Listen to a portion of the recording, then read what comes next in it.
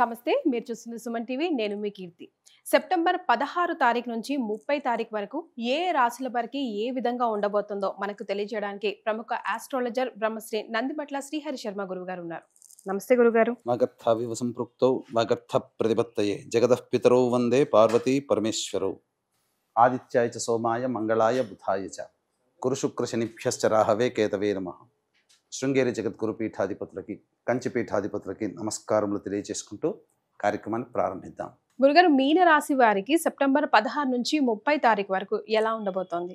September 16వ తారీఖు నుంచి 30 తారీఖు వరకు మీనరాశి వారికి ఏ విధంగా ఉండబోతుందో తెలుసుకునే ముందు గ్రహ సంచారం తెలుసుకుందాం. రాశిలోని రాహు, సప్తమందు రవి, కేతువులు, అలాగే తృతీయమందు గురువు, చతుర్థమందు కుజుడు, షష్టమందు బుధుడు, అష్టమందు శుక్రుడు మరియు వ్యయస్థానమందు శని వక్రీకరించి స్థితి పొంది ఉండడం.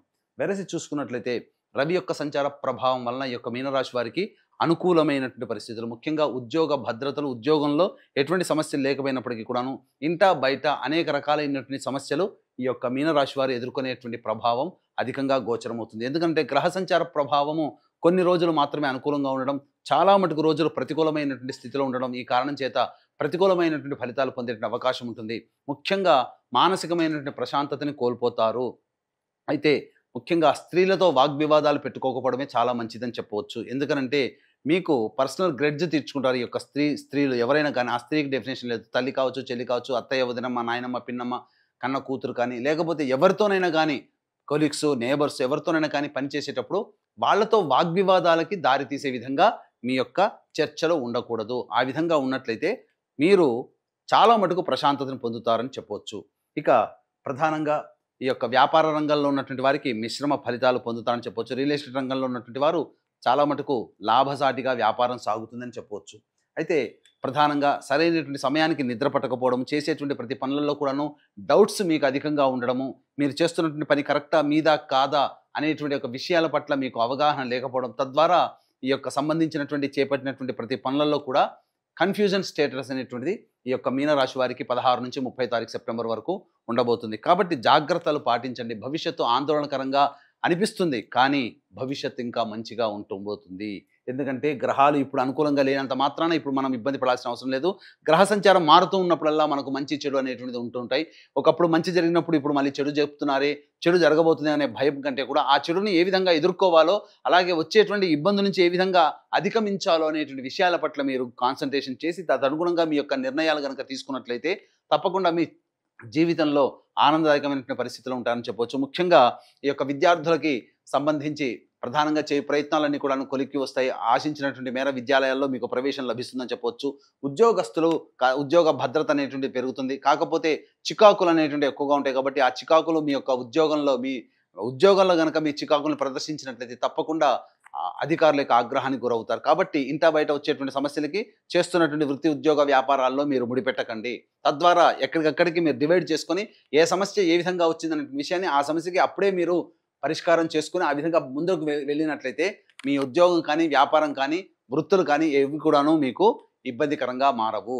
ఇక గమనించుకున్నట్లయితే ఏ వ్యక్తికైనప్పటికీ కూడాను ప్రధానంగా ధనపరంగానే సమస్యలు వస్తాయి, ధనపరంగానే సమస్యలు తీరుతాయి. కాబట్టి ఏ రోజుల్లో ధనం ఆదాయం అధికంగా ఉంటుంది, ఏ రోజుల్లో ఖర్చులు అధికంగా ఉంటాయి అనేటువంటి విషయాల గురించి క్లుప్తంగా తెలియజేసుకుందాం.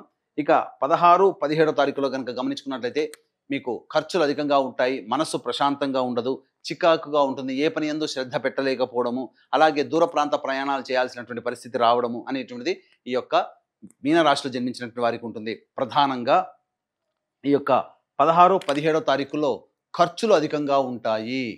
ఈ విధంగా మీకు చెప్పవచ్చు. సరిగ్గా నిద్ర పట్టకపోవడం కూడా ఈ 16, 17 తారీఖులో మీకు గోచరమవుతుంది. ఇక 18, 19 తారీఖులో కనుక గమనించుకున్నట్లయితే మొక్కవోని ధైర్యంతో ముందడుగు వేస్తారు. ఏదో ఒక కార్యం సాధించాలనే తపనతో ఉండి పెండింగ్లో ఉన్నటువంటి పనులన్నీ కూడా పూర్తి చేసుకుంటారు. ఒక బరువైనటువంటి బాధ్యతని మనం పూర్తి చేసుకున్నామనే సంతోషంతో మీరు ఆనందంగా గడుపుతారు. ఈ యొక్క 18, 19 తారీఖుల్లో విందులు, వినోదాలు, స్నేహితులతో మీరు గడుపుతారని చెప్పవచ్చు. ఆనందదాయకంగా ఉంటుంది. ఇక 20, 21, 22 తారీఖుల్లో కుటుంబ సమస్యలు, కుటుంబ కలహాలు జరిగేటువంటి అవకాశం ఉంది. కాబట్టి జాగ్రత్తలు పాటించండి. కుటుంబ సభ్యులతో వాగ్వివాదాలు చేయకపోవడమే చాలా మంచిదనే విషయాన్ని గమనించుకోవాలి.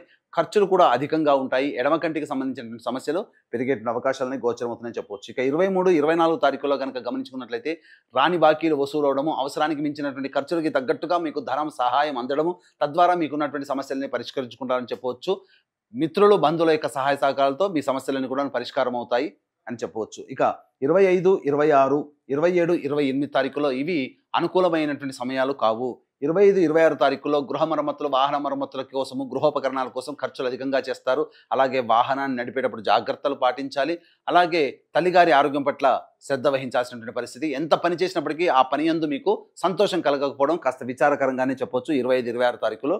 ఇక 27, 28 తారీఖులో కనుక గమనించుకున్నట్లయితే ప్రధానంగా మనస్సు ప్రశాంతంగా లేకపోవడము, ఏ పని ఎందు చేయాలనుకున్నా కూడాను బద్ధకం అధికంగా పెరగడము, వృధా కాలయాపన జరగడం. ఈ కారణం వల్ల 27, 28 తారీఖుల్లో మీరు అనుకున్నటువంటి విధంగా మీరు యోగాన్ని పొందలేకపోతారు. మీ యొక్క ఆరోగ్యం పట్ల కూడాను శ్రద్ధ వహించాల్సినటువంటి పరిస్థితి అని చెప్పవచ్చు. ఇక 29, 30 తారీఖుల్లో కనుక గమనించుకున్నట్లయితే ప్రధానంగా రాని బాకీలు వసూలవడము, ధనాదాయం చాలా చక్కగా ఉంటుంది.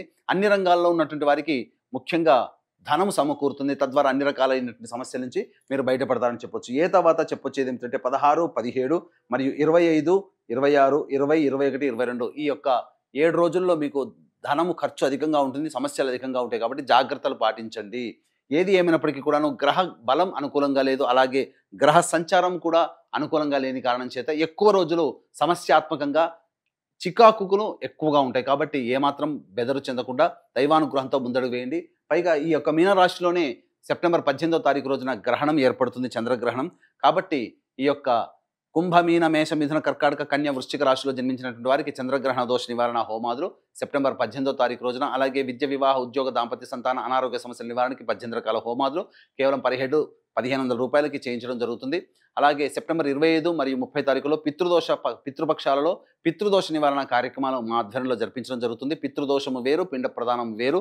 పితృదోషం అనగా తండ్రి వైపు 7 తరాలు, తల్లి వైపు 4 తరాల్లో ఏమైనా దుర్మరణాలు అనగా road accident, fire accident, suicide attempt, నదిలో బావిలో పడి చనిపోవడం, ఇంట్లోంచి వెళ్ళిపోవడం, లివర్ ఫెయిలియర్, కిడ్నీ ఫెయిలియర్, క్యాన్సర్తో చనిపోవడం, అలాగే 60 సంవత్సరాల లోపల ఏ విధంగా చనిపోయినా ఇవన్నీ పితృశాపాలుగా చెప్పవచ్చు. కాబట్టి కాలసర్పదోషంలో జన్మించిన, కరోనాతో చనిపోయిన పితృశాపాలే. కాబట్టి ఈ పితృదోషం ఉండడం వల్ల కుటుంబంలో పిల్లలకి వివాహాలు కాకపోవడం, సంతానం కలగకపోవడము, అలాగే ఇంటర్ క్యాస్ట్, ఇంటర్ రిలీజియన్ మ్యారేజ్లు జరుగుతూ ఉండడం, అలాగే ఎన్ని ప్రయత్నాలు చేసినా ఫలించకపోవడము, దైవానుగ్రహం లేకపోవడంగా కుటుంబంలో అందరికీ మధ్య సఖ్యత లేకపోవడం అనేటువంటిది లక్షణాలు ఏర్పడతాయి. కాబట్టి సెప్టెంబర్ 25, 30 తారీఖుల్లో పితృదోష నివారణ కార్యక్రమాలు మా ఆధ్వర్యంలో జరపబడుతున్నాయి. రాలేని వాళ్ళ కోసం బ్రాహ్మణుని కర్తగా పెట్టి చేయించడం జరుగుతుంది. అవకాశం ఉన్న వాళ్ళు కార్యక్రమ తదనంతరం కాంటాక్ట్ చేసి పూర్తి వివరాలు తెలుసుకోవచ్చు. మరి వీరికి మెరుగైన ఫలితాల కోసం మీరు ఎలాంటి రెమెడీస్ ని చెప్తారు గురుగారు? మీనరాశి వారు సర్వదేవకృత లక్ష్మీ స్తోత్రం అనేటువంటిది ఉంటుంది, గూగుల్లో వెతికి తీసుకోవచ్చు. అది రోజుకి 8 సార్లు పారాయణం చేయండి.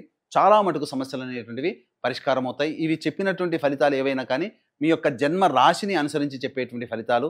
కాకపోతే జన్మించిన సమయానికి జన్మకుండలి అనేటువంటిది ఒకటి ఉంటుంది. ఆ జన్మకుండలి రీత్యా మన జీవితం మొత్తంలో జరిగేటువంటి మంచి చెడు గురించి కూడా సంపూర్ణంగా తెలుసుకోవచ్చు. కాబట్టి దగ్గరలోని మంచి ఉపాసనాపరులైనటువంటి జ్యోతిష్యుల్ని సంప్రదించి వాటికి సంబంధించినటువంటి పరిహారాలు పాటించుకుంటే ఇంకా జీవితం ఆనందదాయకంగా ఉంటుందని చెప్పడంలో ఏమాత్రం సందేహం లేదు. చాలా సంతోషం గురుగారు, ధన్యవాదాలు. సర్వం శ్రీ ఉమామహేశ్వర పరబ్రహ్మార్పణమస్తు.